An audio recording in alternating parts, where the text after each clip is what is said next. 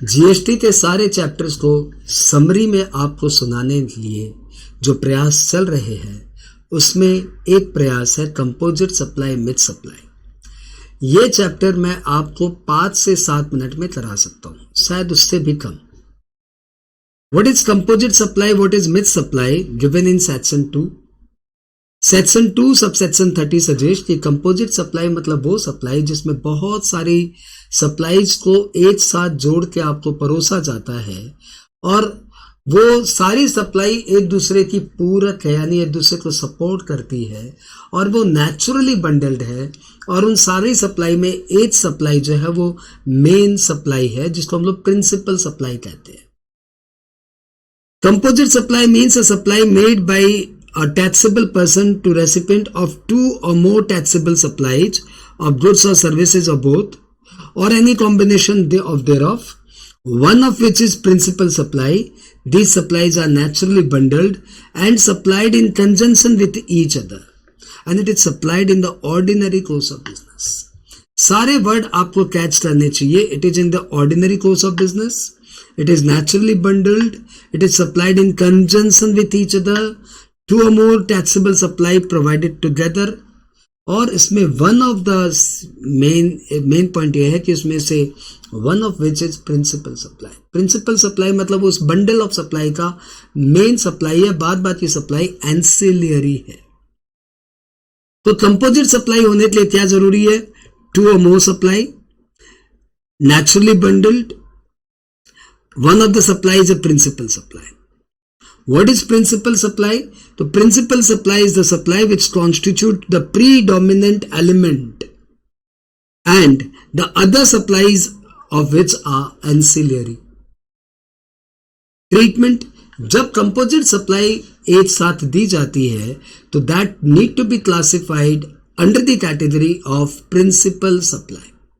तो जो principal supply है उसकी कैटेगरी में इसको क्लासिफाई करेंगे।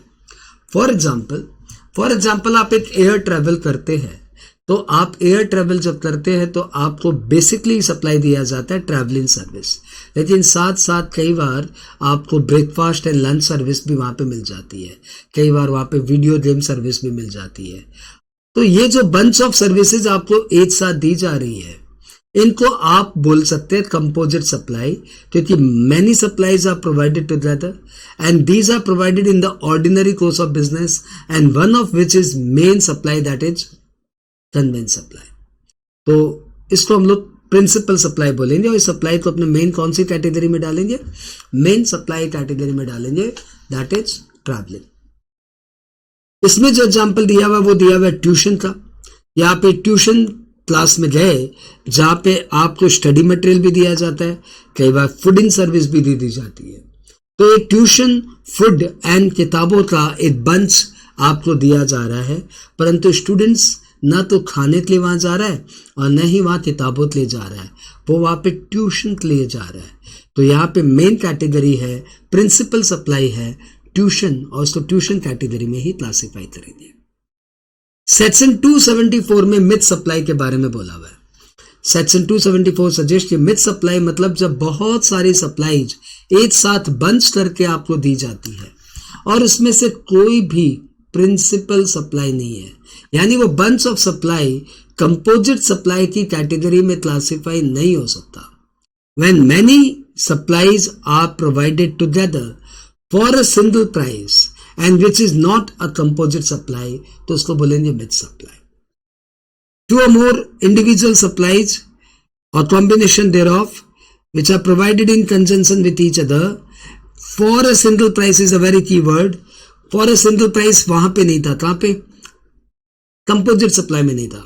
and where such supply does not constitute a composite supply, तो फिर उसको बोलेंगे मिथ सप्लाई। एग्जाम्पल से आप पिक पे है, ये आपको एक साथ tie, watch, wallet and pen का कॉम्बिनेशन दिया जा रहा है, सपोज 5000 में। तो भैया इसको कौन सी कैटेगरी में क्लासिफाई करें? तो इसको इसमें से कोई प्रिंसिपल सप्लाई नजर नहीं आ रहा है, therefore this shall be classified under the category as per section 8। It shall be classified under the category of product which attracts highest rate of GST, यानी इसको उस कैटेगरी में क्लासिफाई करेंगे जहां पे जीएसटी हाईएस्ट है। तो इसमें से इन प्रोडक्ट पे जिसकी जीएसटी रेट हायर है उसके ऊपर ये प्रोडक्ट टैक्सेबल हो जाएगा। अब इस टॉपिक में इस सिंपल 5 मिनट के क्लास के बाद इस टॉपिक में कुछ नहीं बनता, सिर्फ एग्जाम्पल्स बचते हैं। फटाफट एग्जाम्पल्स करो। बकेट विथ डिटर्जेंट, आप डिटर्जेंट के साथ बकेट लेते हो तो मेरी नजर में तो देखो ये थोड़ा सा अलग कैटेगरी में जा रहा है। मैं तो ये सोचता हूं कि डिटर्जेंट कितने रुपए की है, बकेट कितने रुपए की है, that will classify the matter. Suppose detergent 500 रुपए का, बकेट 20 रुपए की है, तो कोई 20 रुपए की बकेट के लिए डिटर्जेंट का डिसीजन थोड़ी चेंज करेगा।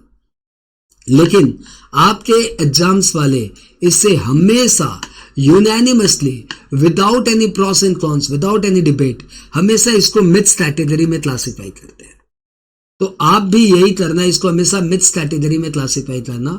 मेरा व्यू ये है कि यदि कोई एक प्रोडक्ट के साथ दूसरा प्रोडक्ट फ्री जाता है तो मेन प्रोडक्ट की वैल्यू और फ्री प्रोडक्ट की वैल्यू देखने के बाद ही डिसाइड हो सकता है कि वो प्रिंसिपल सप्लाई है कि मिथ सप्लाई है। जैसे सपोज 500 रुपए डिटर्जेंट के साथ यदि 20 रुपए की कोई बकेट फ्री दी जा रही है तो 20 रुपए की बकेट के लिए कोई अपना डिसीजन चेंज नहीं करेगा। इसमें प्रिंसिपल सप्लाई डिटर्जेंट ही माना जाना चाहिए और ये कंपोजिट सप्लाई की कैटेगरी में जा सकता है। लेकिन यदि 500 रुपए के डिटर्जेंट के साथ 100 रुपए की बकेट दी जा रही है तो इट मैटर्स। तो पब्लिक सोचेगा कि यार 100 रुपए की बकेट मिल रही है, क्या करें। तो इसमें दोनों ही इंपॉर्टेंट फैक्टर हो जाते हैं। तो इसमें प्रिंसिपल सप्लाई मिसिंग है, इसलिए मिथ सप्लाई कैटेगरी में जाना चाहिए। But that is my view. आपके एग्जाम्स वाले इसको हमेशा मिथ सप्लाई ही मानते हैं, तो आप एग्जाम्स में बेझिझक इसको मिथ सप्लाई मान लेना। ट्रेन में यदि राजधानी में आपको खाने भी दिए जा रहे हैं, ट्रेन सर्विस के अलावा, कन्वेंस सर्विस के अलावा आपको फ्री मील दिया जा रहा है, तो भैया कोई खाना खाने के लिए राजधानी नहीं जा रहा है ना। यहाँ पे तो मेन सप्लाई क्या है, ट्रैवलिंग। तो this will be classified under the travelling service only. अगला एग्जांपल है purchase of machinery with installation. तो भैया इंस्टॉलेशन तो एंसिलियरी है, मेन क्या है, मेन तो मशीनरी है। तो this shall be treated as principal supply, और प्रिंसिपल सप्लाई में machine is the main supply, इसलिए मशीन की कैटेगरी में कंपोजिट सप्लाई क्लासिफाई होगी। लैपटॉप विद बैग, तो भैया लैपटॉप यदि कोई लेता है तो बैग तो उसका इंसिडेंटल पार्ट है। ये तो in conjunction with each other and these are naturally bundled.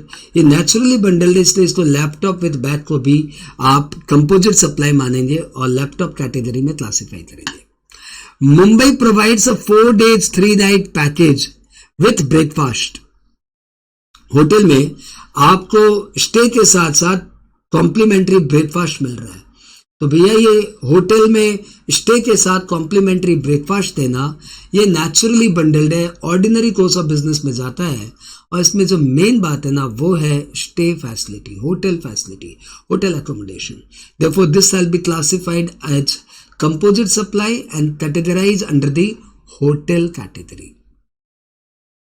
Repair service and car battery, मतलब कार की बैटरी भी दी जा रही है, रिपेयर सर्विस भी दी जा रही है। तो भैया इसमें दोनों ही इंपॉर्टेंट है, कार और रिपेयर दोनों ही इंपॉर्टेंट है। Therefore this should be treated as myth supply, और जिसकी रेट ऑफ जीएसटी हायर है उस रेट में क्लासिफाई होगा। इस तरीके से कई सारे एग्जांपल्स बन सकते हैं। तो हमने आपको कई सारे एग्जांपल्स यहाँ पे करा दिए। आई होप ये 9 मिनट का वीडियो आपके काम आएगा।